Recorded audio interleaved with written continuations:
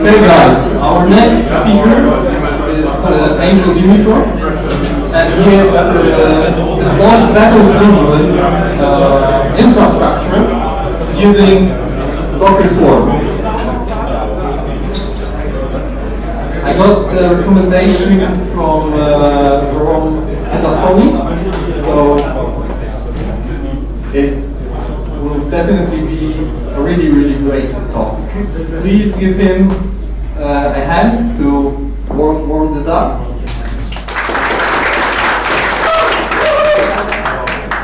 Okay guys, don't raise the expectations too high.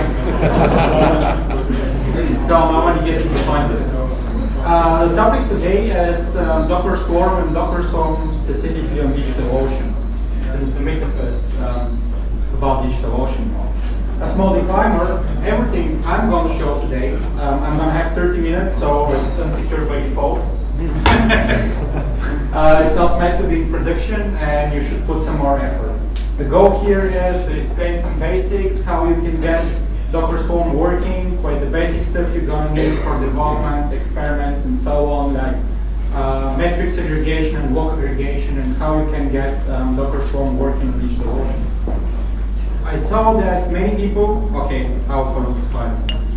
About me, I don't consider myself being an infrastructure guy. I consider myself being a full stack developer. I used to do backend, frontend, mobile. At some point the need came that I had to deploy my own stuff and work. Speak a little bit closer to the mic. Okay. Oh. People can hear you in the back that way. Yes. So I consider myself being a full stack developer. I started as a backend. At some point, I started doing more front end, then mobile applications, and then I switched to infrastructure and DevOps. I would really want to cover the full stack, because in my opinion, this is the direction everything goes. Nowadays, there is no clear separation between mobile or backend or mobile or front end or DevOps. Everybody should be able to build an application and deploy it. This is the way things should go, in my personal opinion. So a lot of people already use Docker. I saw a lot of hands, so probably the next part won't be that exciting for you, but still we should cover this material. So what is Docker and what is good for? The previous presentation regarding containers explained it pretty well, but since I prepared something on my own as well, I'm gonna present it as fast as possible. For me, the most important thing that Docker containers in general solves is the dependency handling. Or this is exactly the point where you build an application and you give it to the DevOps team to deploy it, and then the question comes back, oh, this doesn't work, which version of Nginx are you using? And then the procedure starts when you start comparing and wondering, and yes, the dependency help. And of course, the evergreen excuse, it works on my local, which is like something that's driving me crazy. The beauty about the containers is that you can use the exact same images across your local system, testing and production. And you're always gonna be sure that you have the exact version of the packages and everything should work, no matter of the Linux distribution, for example. This makes the shipment, deployment, and scaling of services across a variety of platforms very easy. And regardless of that, there's Docker Hub, which contains a lot of awesome images, official and community supported. Of course, community supported images may come with some security risks. So never use something you don't understand that you cannot see the source code now. The first thing that we're gonna do now is we're gonna create a Docker engine instance inside of DigitalOcean. How many people already did that? Raise hands. Cool. Okay. That's pretty nice. So to do that, the first thing that you have to do is log in your DigitalOcean account and generate a token. Once you generate this token, the best approach will be to export it as a variable. Once you do that, I already did that, so you don't see my token. So since this may be live streamed, nobody will create 500 instances while I'm creating one, right? All the things that I'm going to show here, I also publish on GitHub. Everything is as simple as possible. I don't use any provisioning systems like Ansible or Puppet or Chef. I'm just using the package which comes with Docker with really simple scripts. So once you understand how this works, you can make the decision which kind of system you're going to use on your own. Because like we already discussed, the most important thing is understanding. The technical solution at the end is not that important. I exported my DigitalOcean token, and the second thing that I'm gonna export, I'm gonna define a variable which contains all the driver required stuff. Docker comes with Docker machine. Docker machine is also not the product that you may use in production. The idea of this project is that you can easily create Docker engines on your local machine, on your Amazon account, DigitalOcean, Microsoft Azure, and try stuff out. So I already exported my DigitalOcean token. So now I'm gonna define my driver options. Those driver options I'm gonna use till the end of this presentation, and they always gonna be consumed by Docker machine. So it's pretty simple. I say that the driver is DigitalOcean, that I would like to create this droplet in the Franken region. Security reasons, like the access token is a variable, and I would like to use like machines with 1 gig of RAM. I can check really fast in Docker machine if there are some Docker machines defined or they're not. So I can go to the next step and create my first Docker engine. It will take around 2 minutes. Docker machine is logging on the instance. It's using the API from DigitalOcean. It's creating the droplet. Once the droplet is initialized, it's logging inside. It's installing the Docker engine. It's generating the certificates that you're going to require. And it's setting everything up for you. The good thing is that using different parameters, you can deploy your engine wherever you like.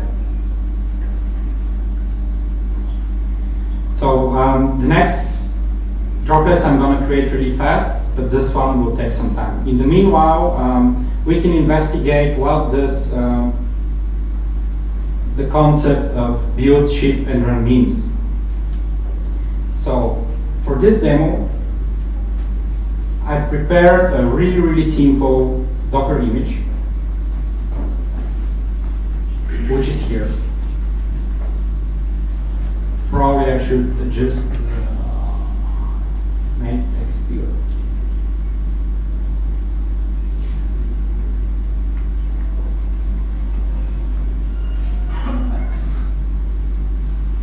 So probably most of you are already familiar with the Docker file.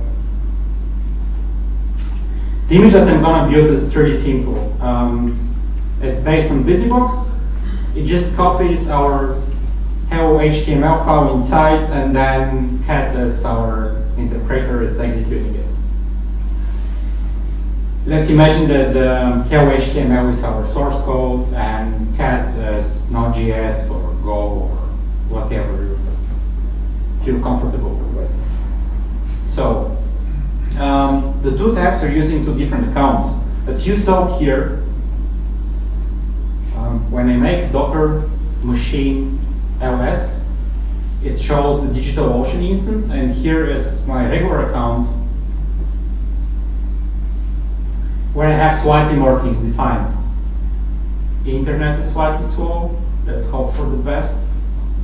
Yes, so here I have more things.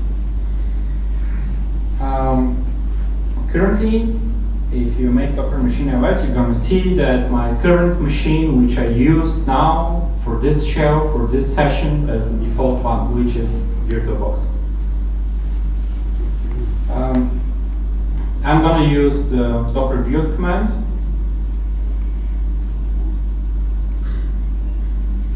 Oops. Sorry, slightly overexcited.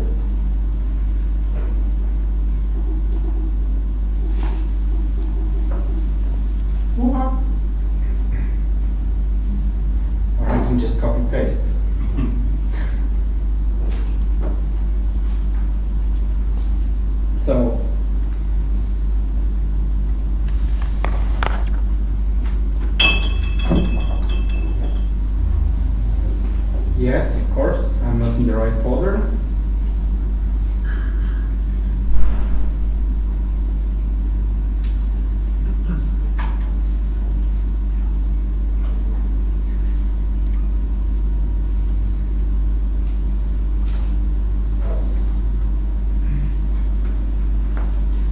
I built my image.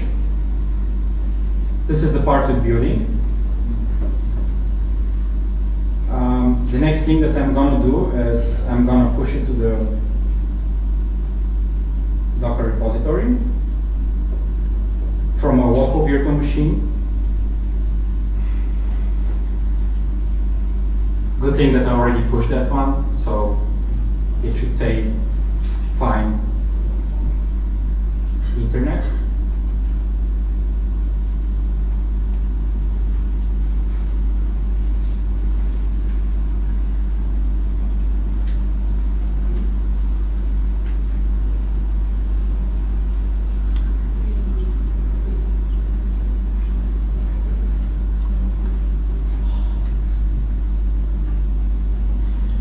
Cool. We pushed my image from the local system to the Docker registry. And in the meanwhile, the process here to create the instance on DigitalOcean is done. And Docker says that it runs and everything's fine, and I should execute Docker machine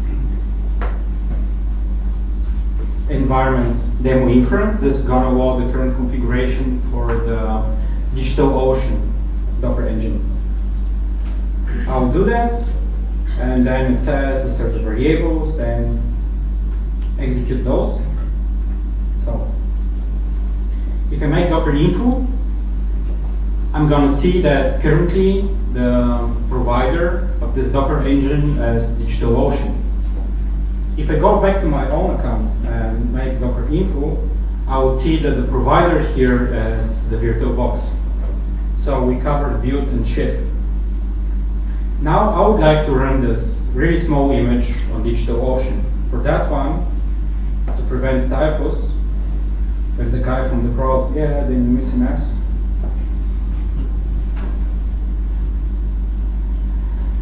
I'll deploy my image on DigitalOcean. The Docker engine noticed the image is not there, it downloaded it, and it executed Hello DigitalOcean friends.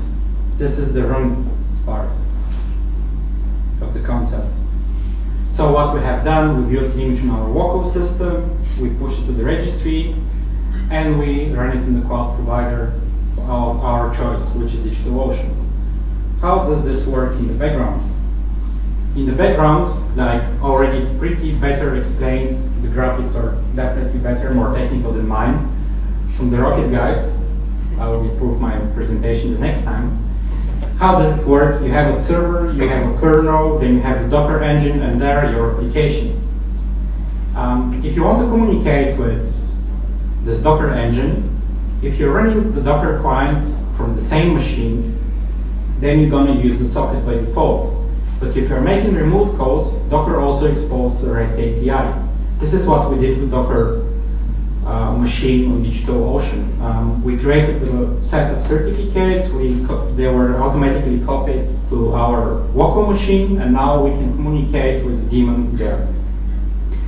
Docker comes with three nice tools. The Docker client, which is the Docker binary that we use all the time.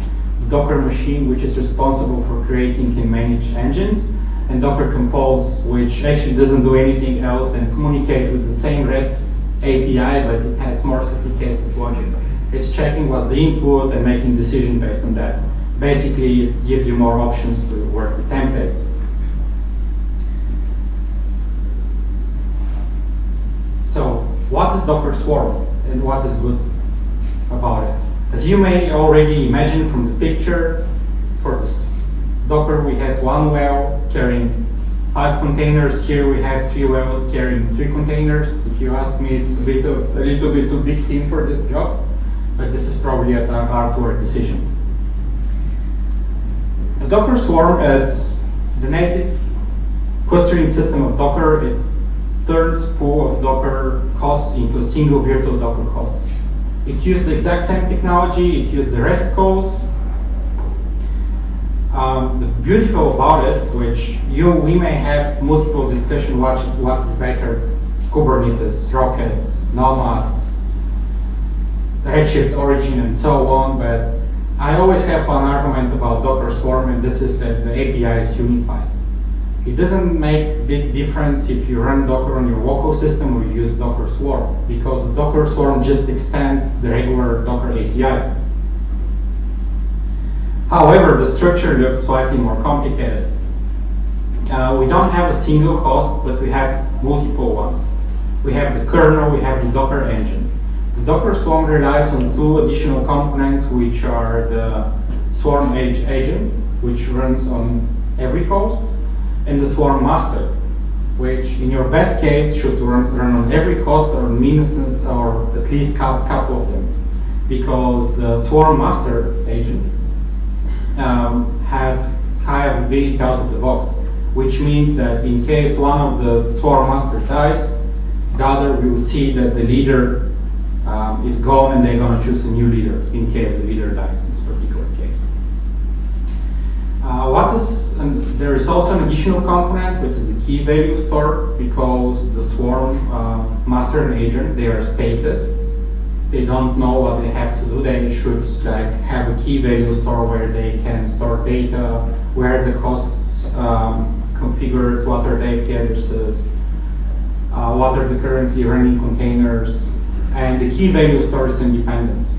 In case the master dies, the new leader should be able to pick up the situation and continue the process where the last leader was.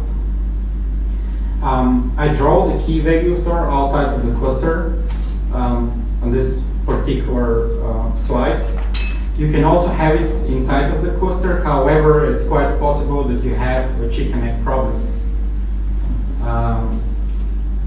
Because the Docker Swarm also stores the data regarding the network overlays there and so on that we're going to discuss later. And then the question is which is first, the master or the key value storage, because it doesn't have state and it cannot boot, then the key value store won't be loaded. There are different approaches that we can solve this problem, but to prevent a more complicated case here, just draw it outside of the cluster. Of course, the key value storage should be also high available, which means that one instance is not enough, otherwise you're going to have a single point of failure, and the whole idea regarding clusters is to prevent having single point of failure. Regardless of that, the Swarm agent mounts the socket of Docker, even if it's not exposed to the outside world, and expose it as a REST call, and Docker machines populate the same certificate sets over all the hosts, so the communication is more or less secure. I say more or less because there's always going to be this guy in the back like, no, it's not secure. SSL has constant issues, which is also the case, but yes.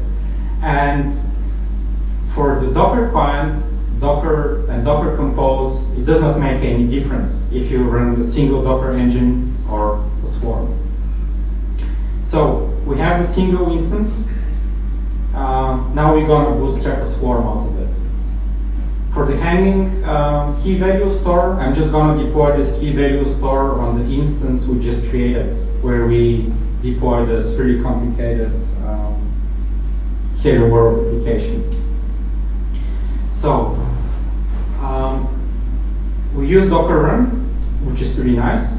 However, yes, regarding the key value storage, I'm just going to start this first and then we can speak about it.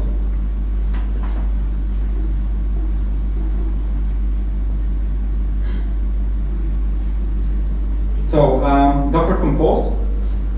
Everything I'm going to show now is built with Docker Compose. Like I said, no additional tools. Docker Compose is like the next level of the Docker file. You can define all the settings you require to run a container or a set of containers. Their dependencies, network settings, exposed ports.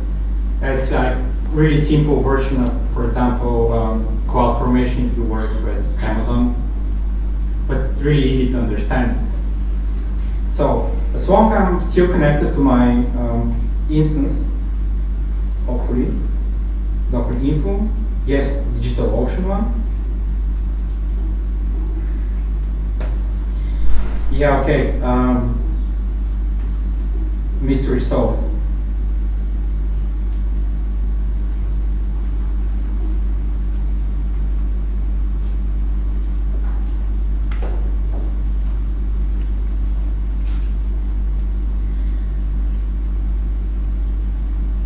Docker compose -d. This means execute the compose file from the current directory and make it in the background.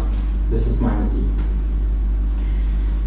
So again, Docker engine notice I don't have console, so I'm gonna download it and run it. When it goes to the key value storage, you have multiple options. Console is definitely not the best one. I don't say that it's the worst one, but it's just I have experience with console, and I don't want to start another discussion which is better. Other popular solutions are ATCD or Zookeeper. I use console because it has a built-in DNS server, probably the other solutions also have, and the first solution I tried for key value storage for the swarm was console, and I hope I already covered all the edge cases and all possible problems, so I don't feel like switching to another one. Let's try it out. It runs. What's the IP address?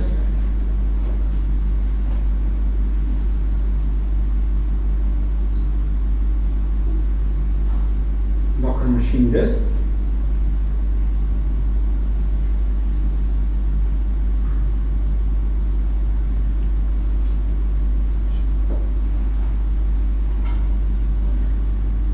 So you're trying to access the console we just deployed in DigitalOcean. I mean, I see the title, it's just connection issue. I hope. So let's hope it's gonna evolve in the near future. Otherwise I should switch to my mobile phone. Okay, let's hope for the best and start provisioning the swarm. So currently, if we go back to the presentation, the stuff we have so far is the key value store. Now we should use console Docker machine to deploy the rest of it.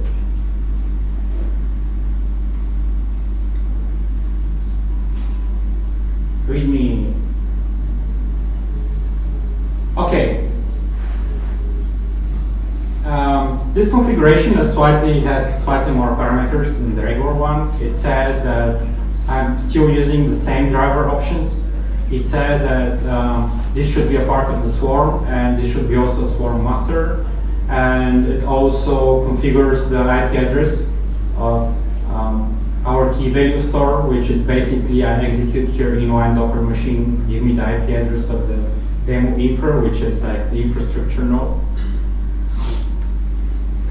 And the engine options will be the options that are going to be populated in the script, which triggers the execution of the Docker daemon, which is that the cluster store is console, and this is where the cluster can connect.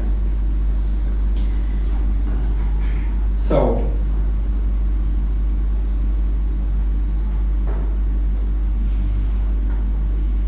let's make it more risky, and since we lost a lot of time, I'm just gonna execute like all of them in parallel. I'm gonna create 3 of them.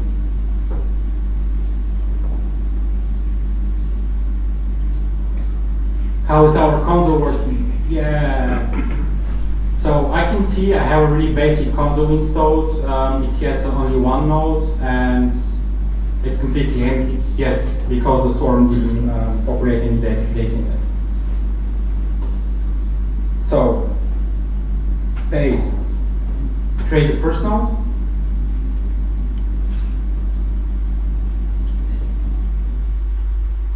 Multiple master? Yes. Like I said, it's not needed. Actually, it is in production. We don't want to have a single master, because this means that in case your master dies, your cluster is also gone. The swarm has high availability out of the box. If one of the master dies, another leader will be selected, so you're safe.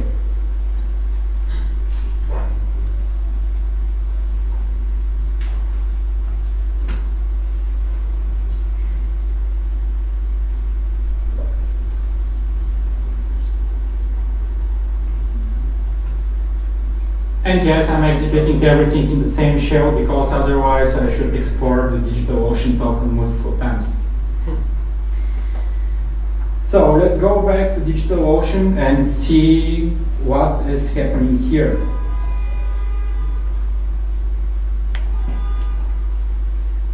So we have the infrastructure node, we have the node 1, node 2, and 3 are on the way. Zoom in. Yes. So Docker machine takes care of the swarm, creates the certificates, connects them with each other. Oh, you're awesome. Nice. Finally somebody admits it.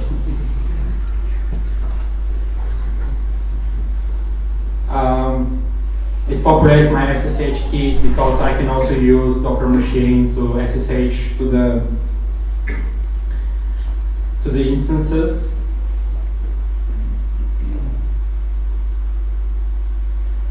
Basically, we're gonna create. I don't have a mouse cursor. Okay. Currently, Docker engine, Swarm engine, and Swarm master are installed on all. We have 3 on DigitalOcean currently. On the picture are 4, but that's understandable to save costs. Happy coding, you're awesome, nice. The marketing team is doing a great job. Setting Docker configuration in the remote daemon. Yes, these are those extra engine options we use there. I will use that time to tell you something regarding security. If you deploy Docker Swarm and you want to use it for something that's more or less secure, you should use the private network functionality that DigitalOcean gives you. You may have a second network interface which is accessible only inside of the cloud, and there you should do all your internal configuration. And if you still want to expose some ports, the easiest way is to use either reverse proxy or SSH tunnel. If you go to my GitHub account, you will see that I have a really huge makefile which does that, and it generates a list like it makes also the SSH tunnels for DigitalOcean, and you can use it right away. But however, this is more or less work in progress. Okay, so Docker machine list. Oh, it's still copying something. This works faster on my local system. And yes, Houston, we have a problem, of course. Let's see.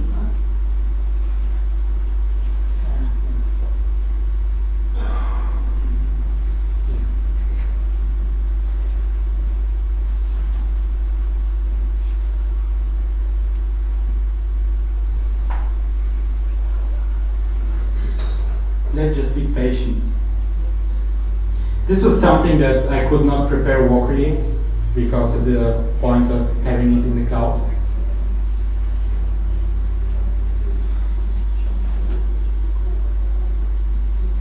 Come on, be nice to me. Yes. So now we have our infra node and we have 3 swarm nodes. I would create a 4th one, but maybe then it's gonna fail, so let's stick with the 3-1. Now I would like to use our swarm, so I can still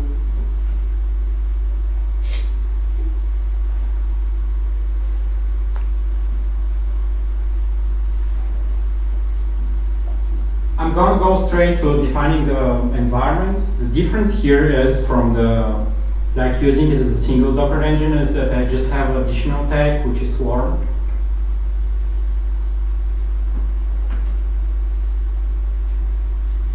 And now we make Docker info. And it actually looks pretty familiar. to the one here with the single node. But here you have the additional output that this is not a single node, but it's actually a cluster. You can see that this cluster has 1, 2, 3 nodes, and the resources we have available here is the sum of that.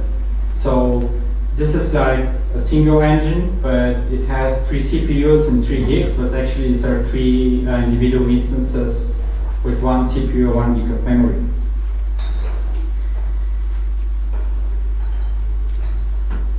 I can run our application again using Docker run. It says hello friends. You don't get the output of downloading the image, because actually when you do that, the swarm is downloading this image 3 times. It's downloading it 3 times on every node, because it should be able to reschedule this container in case it dies, which is a new feature in the Docker Swarm.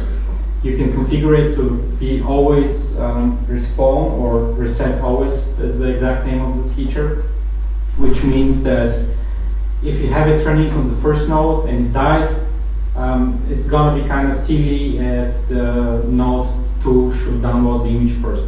So it's taking care of that.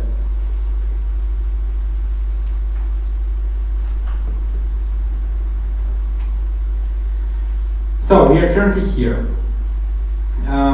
Just to show you what the high availability means, I'm really putting my luck here. That's very cool. So currently I connected to the first node, but I can also connect to the second one, and no matter what I do.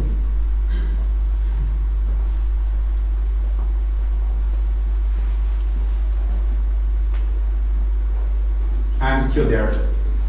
If the first node dies, I can connect to the second one, and all the container is going to be rescheduled somewhere on the healthy nodes.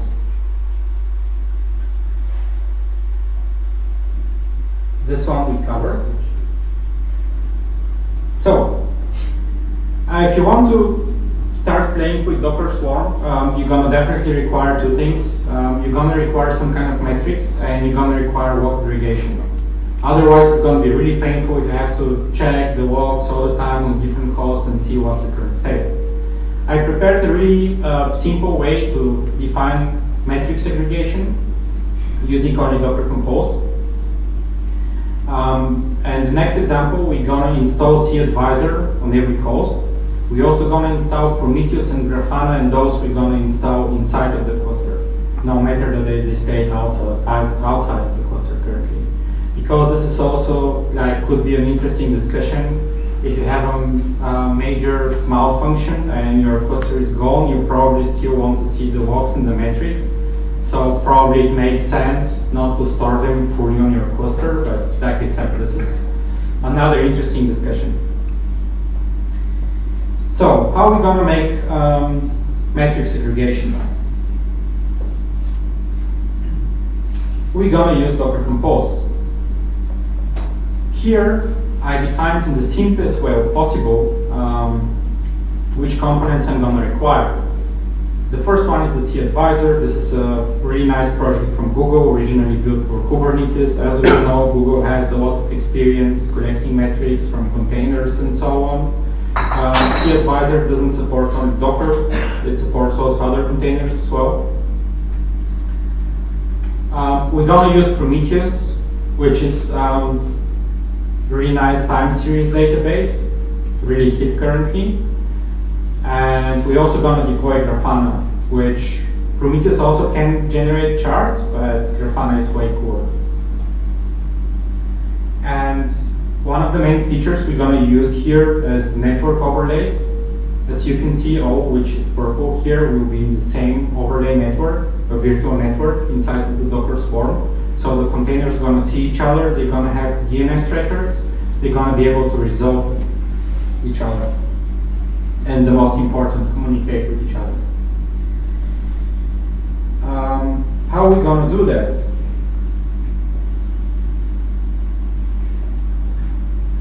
We're going to use Docker Compose. Docker Compose up with our template. While this is happening, I would like to spend some more time on the template here. Because, like I said, it's going to download everything, all the 3 nodes. A really nice feature introduced in the latest version of Docker is that we can use a built-in DNS server also for service discovery. The way to do it is you can define the network, the overlay network, which is going to be created, and you can also define alias, which means that I can create multiple instances of cAdvisor, and when I use the internal DNS, I'm going to get the IP addresses of all of them, like A records, and it's also going to have really basic round-robin load balancing, which means that if Prometheus tries to resolve cAdvisor, it's going to get all the 3 IP addresses as A records from the DNS server. And this is one of the easiest way to make service discovery, or load balancing, which in this case is quite the same. In case one of the cAdvisors dies, the IP address will be removed from the DNS server and Prometheus will stop collecting data. In case I add on the fly another node and create another cAdvisor, it's going to be registered in Prometheus automatically. All of those are default images. The only images which I created on my own is the Prometheus Swarm DNS cAdvisor image, which is, we can take a look here. It's based on the original Prometheus image. I just copied the configuration inside because I didn't want to go into the topic about the storage persistence in Docker Swarm. I just created an image. The only thing which I defined there is that we're going to use DNS service discovery, and the cAdvisor calls should be resolved, and all the entries which are coming out of there as an A records from the DNS will be registered in Prometheus, so Prometheus can start pulling the data. So in the meanwhile, we have those 3 containers running. An interesting thing which I forgot to mention is that currently I'm connected to the Swarm, and I can see that those containers are running on different hosts, but where actually our Swarm agent and Swarm master containers, they're hidden by default. You don't see them, but if you make docker ps -a, they're all there. One Swarm agent and one Swarm master running on every host. But of course, it's going to be kind of tricky if you see them all the time. Something died. Okay, this was our view chip run application. So let's get back to this thing. Of course, cAdvisor got deployed on only one node, and if the internet allows it, since everything is unsecured by default, I can log in the UI and see some metrics there, but they're going to be for a single container, and I cannot really make queries there. So this will take some time to load. In the meanwhile, I use, like I said, since I don't use Ansible or something awesome and only Docker Compose, now I would like to scale the cAdvisor over all the nodes. However, since there are no constraints at all, if I didn't expose any ports from the cAdvisor, which probably would be the right thing to do, because you don't want to expose cAdvisor to the outside world. You would probably like to use your overlay network, and I may scale the cAdvisor 50 times. It's gonna create multiple instances from the cAdvisor, all on the same host, or you're gonna have multiple of them, which won't bring us any further. That's why here I'm exposing this port. Oh, here, cAdvisor loaded. So we can see it exports a lot of metrics, Docker containers. Actually, regarding mounting the socket, if you make Docker stats, it's just going to use the same API. This is what the cAdvisor does. And we wait a little bit, we're gonna see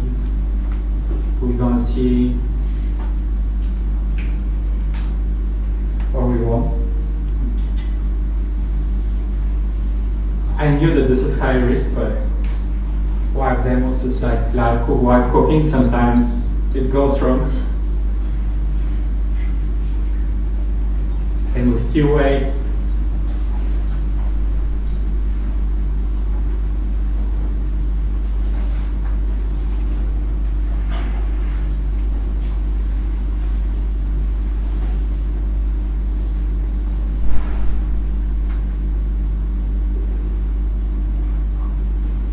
Do we still have internet?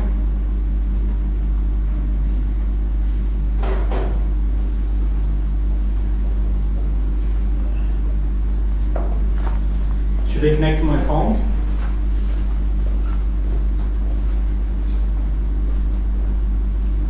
Oh, wow, okay. We have it.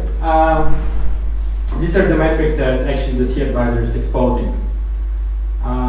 First option, we use the Docker client to see the metrics. Not really useful because you cannot see how as the development of that. You just see them on the fly. cAdvisor gonna give you some more detailed view how the situation evolved, but Prometheus gonna really give you more feedback. So I would like to have cAdvisor running on all the hosts.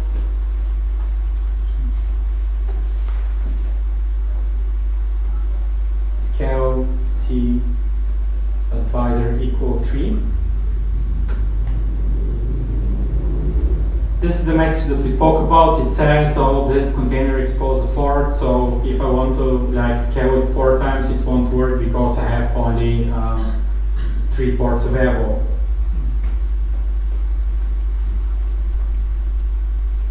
So now we have one cAdvisor running on every node.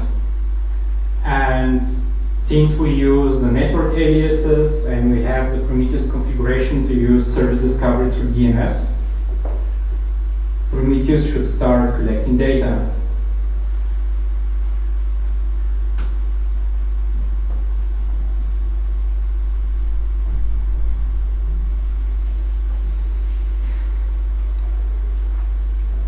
Okay.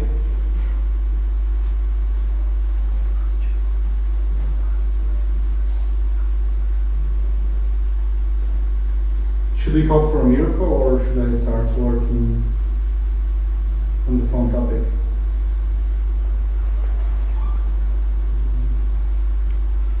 Maybe you can continue with presentation and get back with it.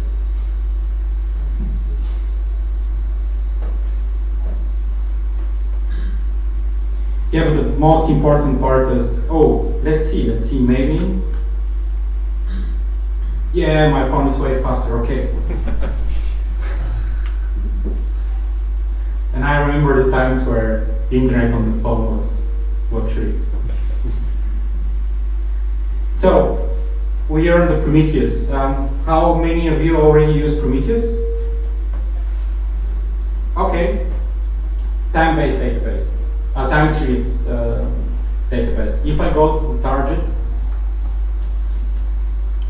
Prometheus discovered 3 cAdvisors, and it already started pulling data. It did it through the DNS record. So Prometheus already collects data. We can execute something, and we can create some charts. Prometheus has its own queries. I'm just going to show you how it looks in Grafana. So where is Grafana running?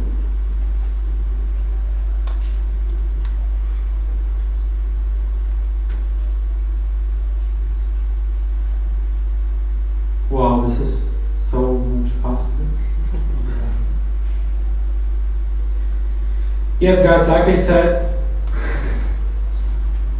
everything's secured. Yes, I'm definitely going to save this password. Yes. I will add another data source, Prometheus. from. Grafana sees Prometheus as Prometheus because this is the host name we define from the Docker compose. And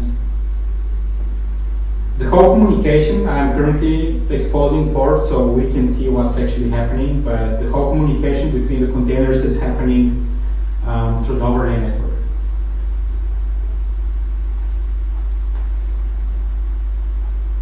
Dataset is working. Okay. We would like to import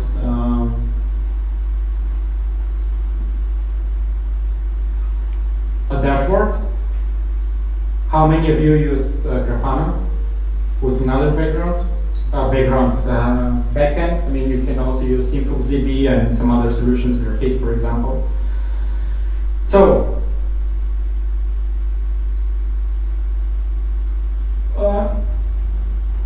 I know where the problem is.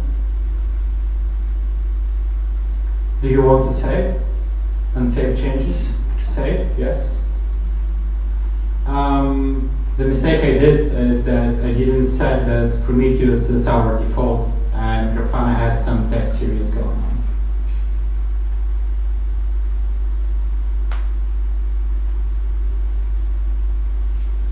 So, regardless of the problems with the internet, if this wasn't the case, we could get the whole metrics running on the Docker swarm maybe for 5 minutes, like also with my appropriate jobs.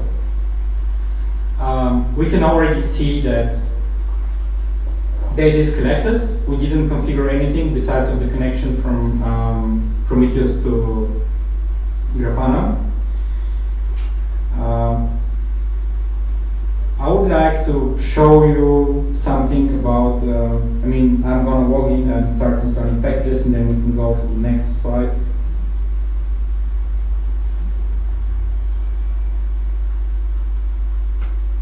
I know that Grafana is based on Ubuntu, like 500 megabytes or something, but it has one big advantage. This one. I just want to install Dig and show you how the service discovery works in the background.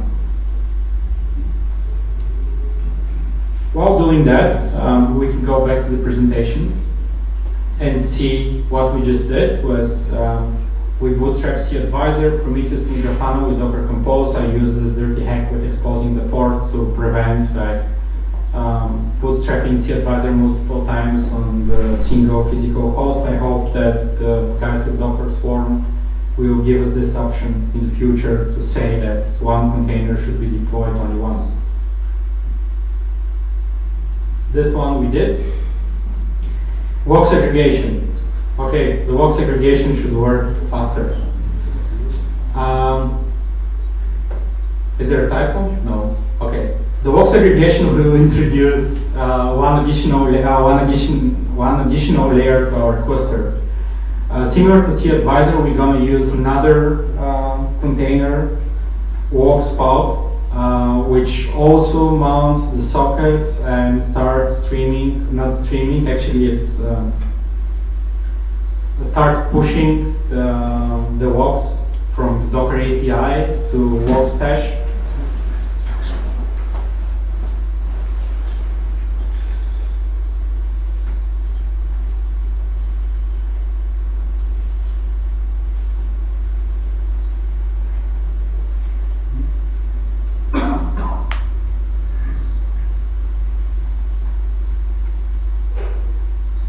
Yes.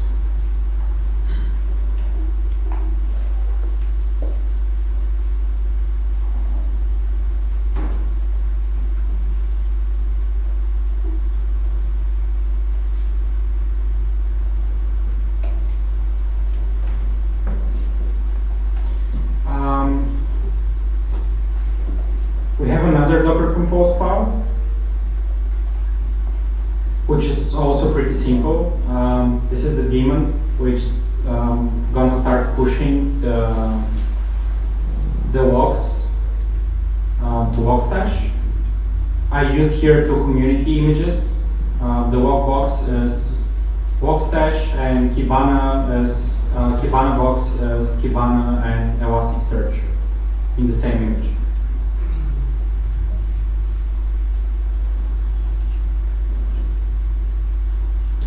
I use Docker Compose up -d. Let me just see if I'm connected. Yes, of course.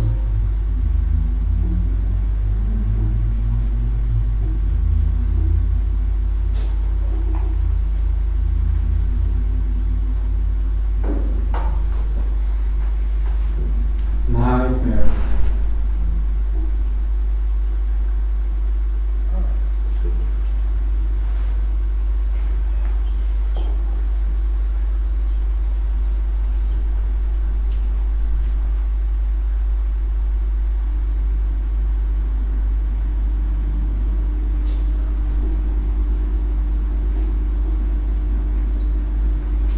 Of course, because of the internet connection, the shell is blocked current times.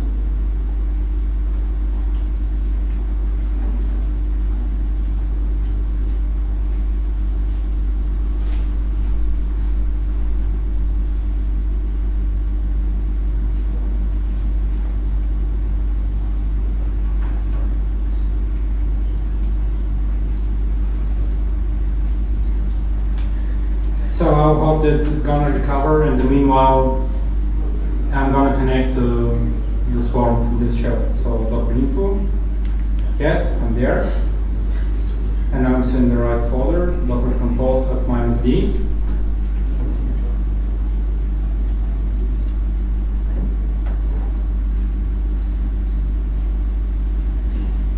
It downloads everything we're gonna require.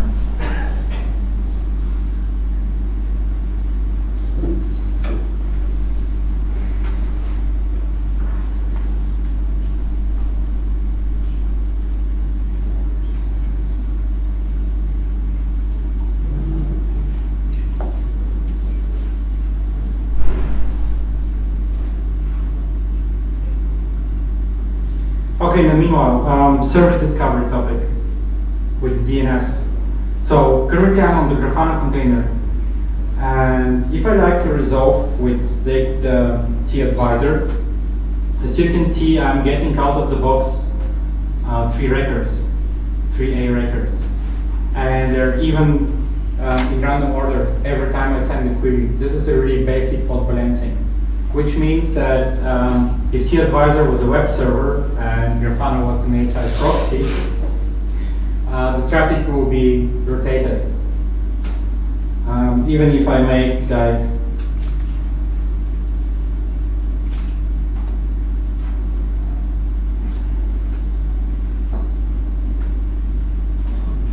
yes, of course, using CDN-based, not CDN, but DNS-based load balancing has a small disadvantage that sometimes the cache of the client is always picking the same address. So this was regarding the service discovery with DNS, and then everything is downloaded here, and we can go back to the log segregation. Similar to the cAdvisor, I would like to scale our logs collecting tool.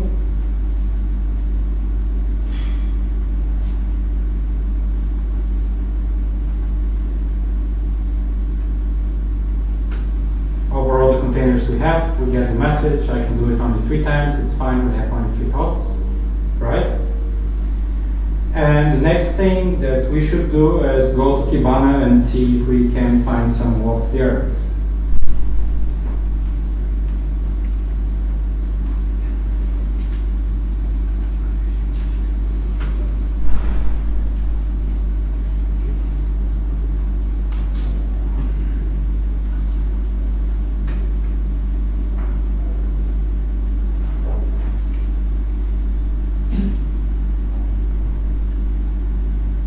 Okay.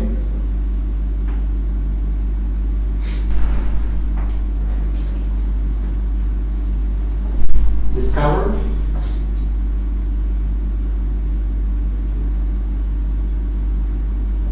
Hosts. Yes. So these are all the logs from all the containers, from all the 3 hosts.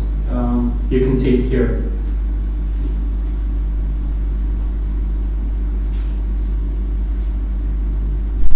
We can probably also find somewhere here our hello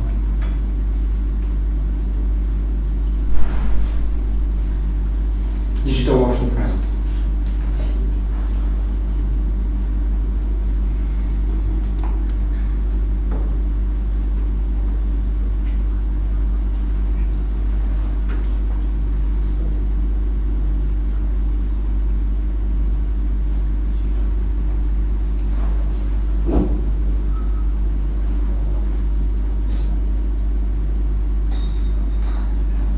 It will appear in some time. Let's not push our luck. So what have we done? We also deployed local aggregation. Like I said, if this wasn't the case with the internet connection, this would be like 3 more additional minutes. All the sources, like all the stuff that I copy-pasted here, which is highly insecure, you can find on my GitHub account. I would strongly recommend that you use some kind of provisioning tool, like Puppet, Ansible, Makefiles, whatever you think is suits you best. However, be aware that if you don't use Docker machine, you should take care about certificate generation. You should also define the right Docker ranging options and so on, which is making things slightly more complicated. Do you have any questions?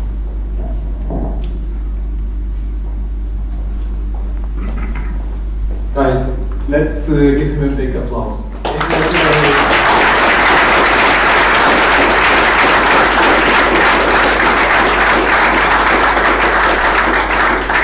have to say it was an amazing talk, and though the internet was really slow, but I think the demonstration gods were with us. So, brave man. We did something, yes.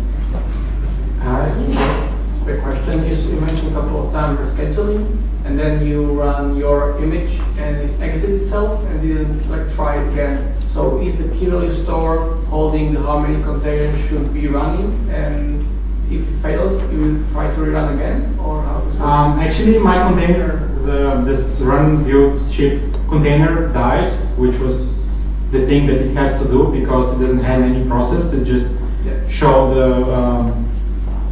the output of the text file and then it died, which was the right thing to do. You have a restart policy, which should be set to always, and you should configure that. And you should also go rescheduling, and then in case the process dies, it's going to get rescheduled. I was thinking about showing something regarding rescheduling, but yeah, okay, I just didn't want if there are some options. Okay, second question, you mentioned that you have Swarm agent running, and if one of them dies, there is like master election, and this is done by Swarm, so there's some consensus protocol, or is it like key value store, so console is in charge of that? Actually, there are 2 consensus that should be met. Console itself, I mean, console actually doesn't care what's connected, it just stores data. Console, it has its own stuff, and you require a cluster of at least 3. Now we are doing like 1. Console will recover the same way that like the Swarm master will recover.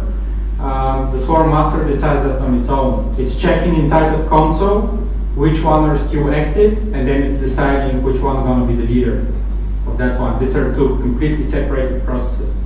Yeah, but then if you have 2 swarms, it is like split brain. All of them could like say, I have the master now. It's going to be kind of hard. No, because it should be approved by at least 2 more. No, so the swarm will also be 3 nodes, that is the concept. Yes, like of course. usual. Yes. Okay. Well, and then the DNS is resolved by Docker currently with the new layer, the new overlay connection, like in 1.10. 1.11, I guess. Actually, the DNS functionality is introduced in 1.10, but it wasn't that cool because you can still register the host, but you cannot have the slot balancing. You may not have like multiple containers running in the same domain name, like we did with the C advisor, which was nice. The Docker guys just replaced, before they were generating ATC host files where those IP addresses were hard-coded. Then they switched to DNS in 1.10, I guess, but the functionality wasn't that cool exactly because of the missing multiple entries for a single host name. And since 1.11 they support that. And this could be used for the service discovery. The better probably approach currently, you can also use Consul as a DNS server, which has way more functionalities. But like I said, for this current talk, my goal was to do as much as possible with less as possible. Yeah, my question was aiming that if I should use Consul or already try to use the Docker itself, right? For simple things like the service discovery, you can use also like for the C advisor, definitely the Docker one, but Consul has way more options. Yeah. It's way more complicated, and the health checks that you can define in Consul and the conditions there are way more complicated. You can also make third-party health checks, use the REST API from Consul, and the health check, which this DNS functionality for Docker is supporting, is I guess if the container is running or not, which is nice. But the real health check, I mean, if you have like team of people and you have to spread them work, you don't stop giving tasks to a guy once he dies. I mean, if he feels tired or sick, probably you should give him a break. Yep. The same thing is about the health check. So the currently built-in health check in Docker and with DNS functionality in Docker, it's not as advanced. Cool, thanks. Consul is definitely better, but this is what the guys do.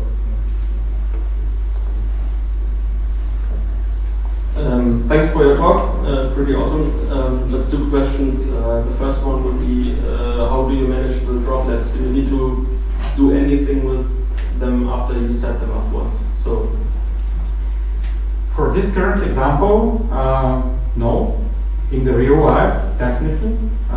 Because setting only the Docker engine, it's not enough.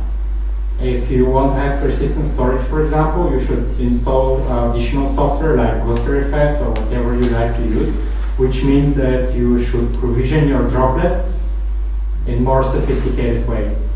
That's why I said the Docker machine is not enough. From Docker machine, I can upgrade them, I can kill them, I can create them, and some other things. I can SSH inside of them, but I don't have the like really provisioning options. So the functionality which is in Docker machine is pretty limited regarding managing these droplets. so maybe that's where Ansible comes in. Yes, if this is your weapon of choice, Okay. of course. When you use Ansible, however, you should also use Ansible to create the droplets, install the engine, generate the certificates. It's going to be way more awesome, of course. You're going to have full freedom, but it's going to be another talk. And you mentioned GlusterFS, so if you want to store any data inside the swarm, you have to set up something like that, and then you can also deploy like a database. Yes, of course. So this also depends on the database. Do you need a persistent storage for your database, or use some cluster-based database like Cassandra, for example, where as long at least one node is running, your data is safe? Probably you would like to have persistence, yes. If you use bare metal servers or droplets, the options are not that much. Docker supports the swarm also different drivers for network and for storage. GhosterFS is one option. I don't want to offend anybody. I think this GhosterFS project is pretty awesome. I also contributed to the driver for Docker and so on, but it's kind of slow. And I think the activity there is slightly dropping. But I didn't find, I mean, at least for bare metal and on Amazon you have multiple options because you have drivers which suppose the Elastic block storage stuff, and they have so many options. And the Elastic block storage is persistent and you can mount in different images and so on. but probably if you do bare metal or DigitalOcean currently, GoSurface is your best guess. However, it's widely swallowed. I mean, the failover is widely swallowed. Okay, thanks. Yeah, maybe it changed. I used it for the last time for like 9 months ago. Are there any other questions? Yeah, thanks from my side for the talk. I have a question about the scaling. You scale the logout for 3 of your Docker machines and also the C advisor. Can you do it only for 2? And also 2 for the C advisor and 2 for the logout, and how does it manage it so that you don't overload one of your machines? So in this particular case, when it goes to metrics and log segregation, probably you would like to connect them from all possible nodes, because this is going to help you prevent problems or solve problems. In more close to the real world example, I would even deploy those 2 services on our infrastructure node, where we have the key value stored, so I can start collecting data out of them. You can scale it, of course, if you have 500 physical instances or virtual machines, you can scale it only on 100, but you can collect the data only from 100. And this kind of services are not that resource demanding because they're not doing much. They're just taking the data from the socket and either making it available to third-party services or sending it somewhere. If we can check here, that's why we have the metrics. So C advisor, let's just see everything, like this is the other stuff, and C advisor is somewhere here down. So currently the most resources consuming stuff is definitely the Logstash and everything which is Java. So C advisor and those 2 are compared to the swarm, compared to other services, are like nothing, really nothing. If you see the memory, the logbox, it's half a gig, and